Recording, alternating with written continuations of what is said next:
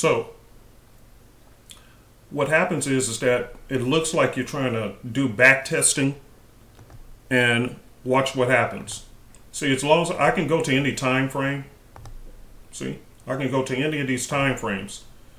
But the moment I start trying to pull it too far back, it causes the MT4 itself to start having issues. So I'm going to unlock this, and I'm going to go back to the 1 hour time frame just for an example. Okay, which gives me plenty enough information. I can pull it forward a little bit. But watch what happens if I start pulling it way too much. Okay. Let me see if this one does it. See, there you go. See, this is what you're seeing. And it's going in the back because these arrows are not meant to read that far back. They're trying to read more current and stay in place. But you're going to get that. So you can either do this. Okay. Make sure these two are clicked and just stay up in the current area. You can go back somewhat. Or the simplest thing is to just go to a higher time frame to see what direction it was going in. Get what I'm saying? So that's the way to fix that. Instead of going on a lower time frame and trying to scroll back, just stay on a higher time frame and you can see the direction of flow. Okay? So that's one thing.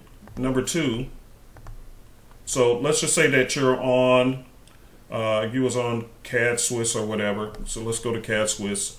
Okay? And this is the daily. I'm actually in this trade right now as we speak. Okay, so there it is. All right, I'm in this trade, and I'll show this trade to you guys live. All right, so there it is. So now I'm going to stretch this thing back. Again, no problems with the most current, but as soon as you start going way too far back, that's when this reading or the coding that's in here start getting screwed up. See, immediately it start getting screwed up because you're way back. And this is going all the way back in April. Okay, way back in April, which I don't know why would need to go back that far. So if I do want to go back to a historical time, I can easily click to a different time frame, see how it quickly cleaned itself up. Or I can do this. Go to these time frames, to the higher time frames, and instantly it's fixed. Instantly.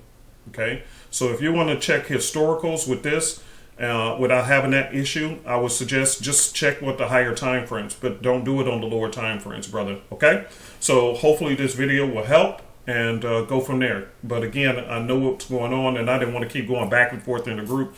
But yeah, that's what people who keep trying to back test, and all you have to do is just go to the higher time frames. That's what it's for. You can check the higher time frames. But if you're on those lower time frames and constantly going way back in history, yeah, you're going to run into that problem because the coding is not meant for it to be done like that on the lower time frames, because this was meant to do, if you wanted long-term projections, it was meant to do it on the higher time frames. See, you can click on the weekly, you can click on the dailies, and you see there's no problems at all.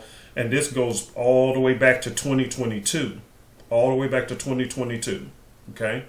So that's the way if you want to check, the flow. All right? Hopefully this helped my brother, and I'll see you in class.